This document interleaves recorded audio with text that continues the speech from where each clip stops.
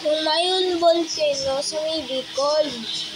Yung maka 100 pesos sa may ganito sa may Bicol. Nung Mayon Volcano, yung mama ko, napunta ako dyan. Hindi ako yan. Si mama ko yan.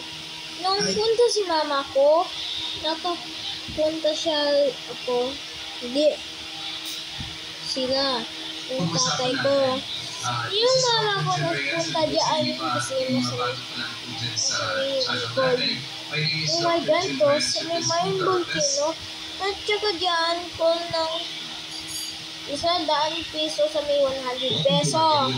Kung may Mayon Volcano may basa, basa ng Mayon Volcano, at sa may Palawans, yan ang punta dyan bang dyan, maganda sa may dyan yung rail chart sa may sabon, nung sa mamita punta, diba?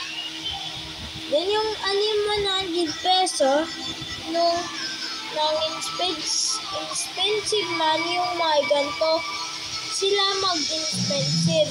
Yung 1,000 peso ni Filipino Eagle, mabago yung pera na bilihan. Di yung 100 peso, di man bago kasi may ganito sila. May ganito, may Mayon Volcano, at saka may 1 piso ng corner ng wheel shirt dyan kasi small yan.